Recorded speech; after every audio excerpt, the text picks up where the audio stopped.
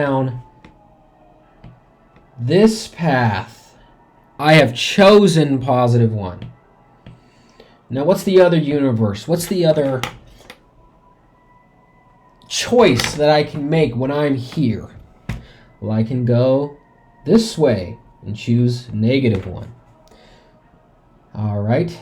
And that corresponds to, if we're kind of utilizing this same structure where positives are on the left and negatives are on the right, well, this is the list, the sublist, left equals 1 and right equals empty. Versus on this side we have, sorry about that, left equals empty and right equals negative 1. All right, now if I'm over here, yet again in this universe over here, what choices can I make? Well, I've already destined 1 to the left. 1 is in the left subarray. Its destiny on this, the word is escaping me, but this time frame, this time lapse, this universe is in the left side. So I can no longer decide where that 1 goes. I have to decide now where 5 goes. Right, if we're considering the example, which I probably should have written up here so it was just a little bit clearer about what we were doing, 11 and 5. I have already determined the destiny of this one. I've said it has 2 destinies. It can go on the left, it can go on the right. Its destiny has been decided. Okay, now let's consider the destiny of 5. Well, if we're on the left side, 5 can either go in the left subarray or the right subarray. And I'm going to put the number 6 here to signify that it went in the left subarray. And I'll put the number 1 minus 5, negative 4 here to signify that it went in the right subarray in this universe. And again, I'm not going to do this every time, but I'll probably do a few more. Left equals what now? Well, that's 1 and 5. And I don't know why I did that. And right equals empty. And here, a little bit special, we have left equals 1, and we have right equals 5. Right? And that just corresponds to, well, 2 things really, right? We know that because we kind of traveled down this path where we added a 1 and then we subtracted a 5, and that corresponds to adding a 1 and subtracting a 5 here, if that makes any sense. Okay. So the destiny of 5 when in this path has been determined. But now we have to consider the right subpath, right? Negative 1. Well, from negative 1, it can go 4, maybe negative 6, right? And in this one, that corresponds to 4. Well, that would be 4 on the left, 1 on the right, negative 6. That's negative. That's 1 on the right and 5 on the right. Now let's just continue down this tree. Now we've determined the destiny of 5, right? We can no longer decide where 5 goes. We've considered all the locations, all the situations, all the circumstances where 5 could exist in relation to the other elements 1. Of course, I'm talking about this 5, right? We have not looked at this 5. They are different. They are of the same quantity, but they are different 5s. Okay, now let's go through 11. So 11, we could put 11 in the left, which corresponds to 17. We could subtract 11. 6 minus 11, that's negative 5. Over here, we could put 11 in the left.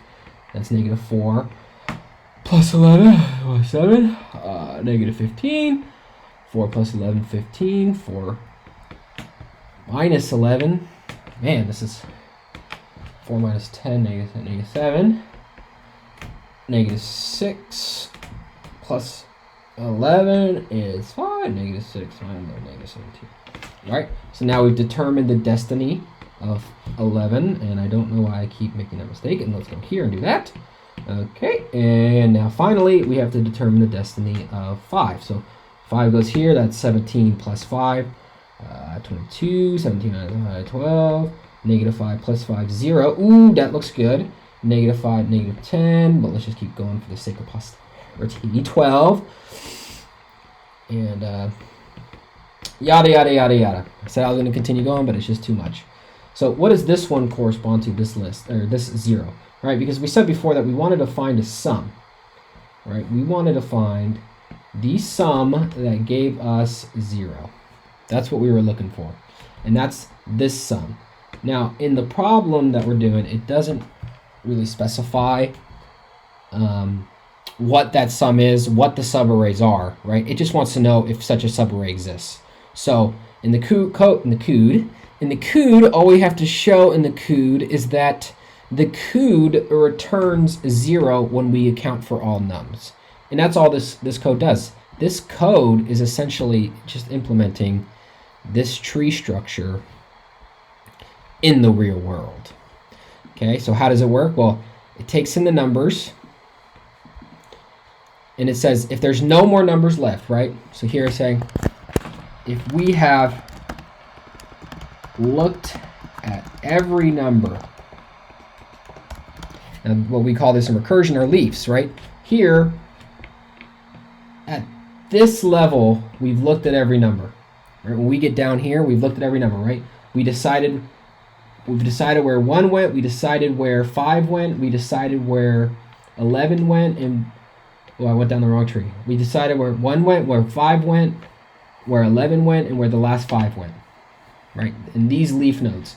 So that means that we've considered every single option. This list is empty. There's nothing else to consider.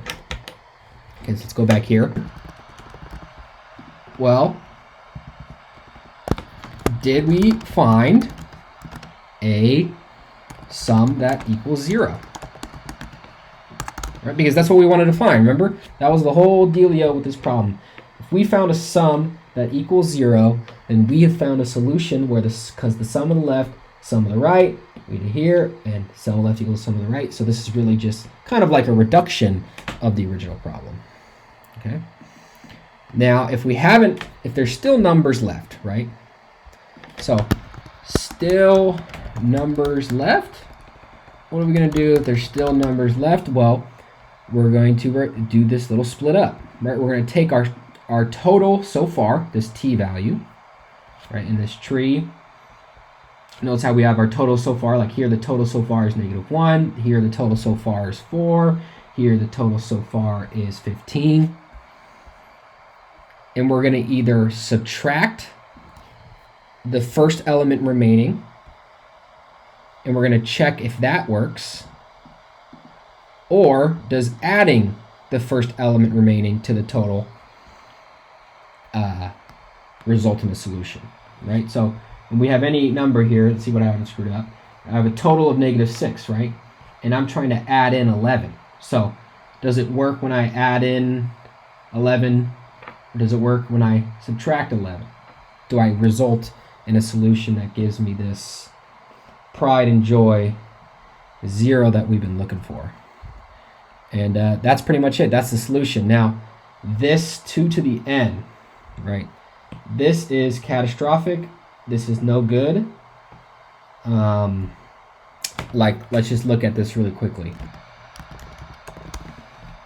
All right, let's see how many operations an average computer can do per second.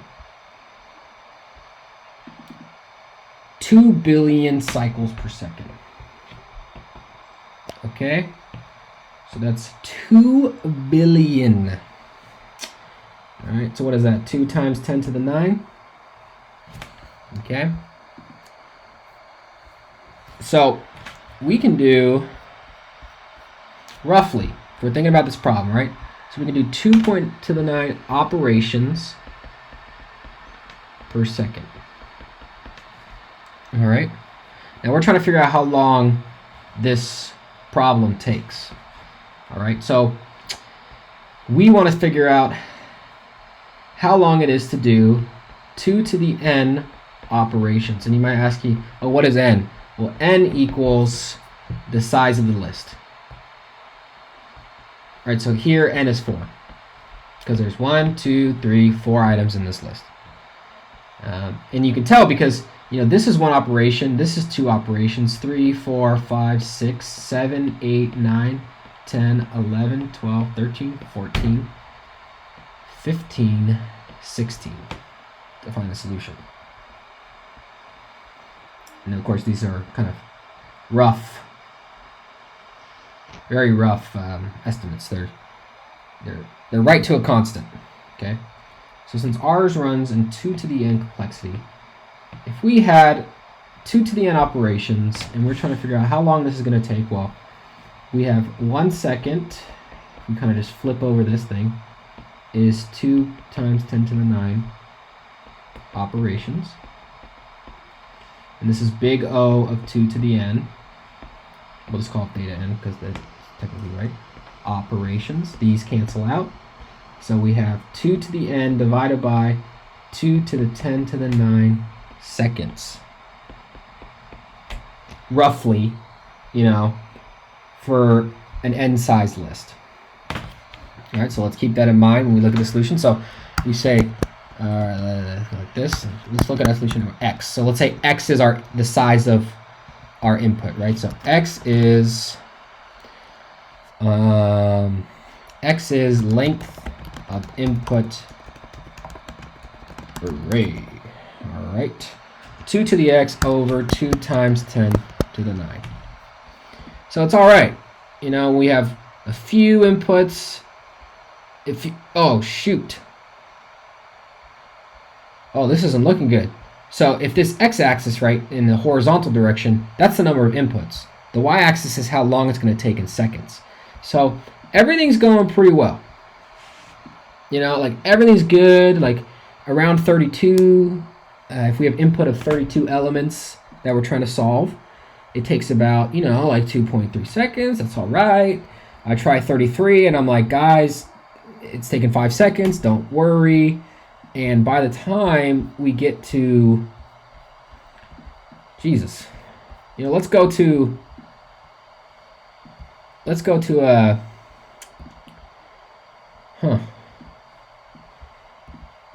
I could follow this all night and I don't know if I'll ever find it. So let's call this y.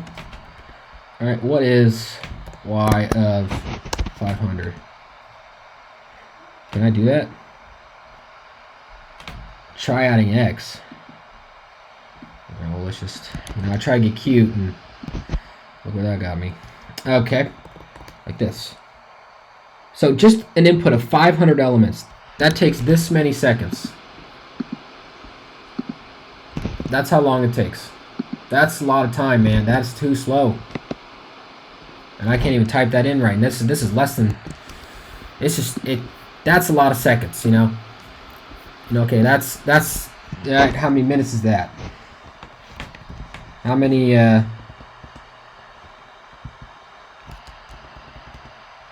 How many minutes is that? Okay, 60 seconds. That's minutes. How many hours is that?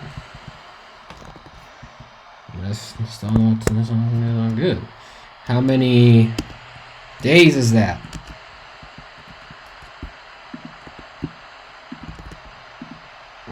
It's 1.89 times 10 to the 136 days.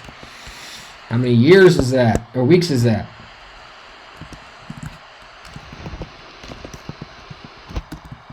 See, we're not getting anywhere with this, man. How many years is that? Oh, I messed that up. 7 days a week. 52. All right, so you're going to be spending 5.2 times 10 to the 133 years just to solve this problem, doing it this way with just 250 items, which isn't a lot. We live in a world with 7 billion people. You probably know 250 assholes. So, this solution is not optimal by any means, but it does work. That's the point I'm trying to make. Have a good night.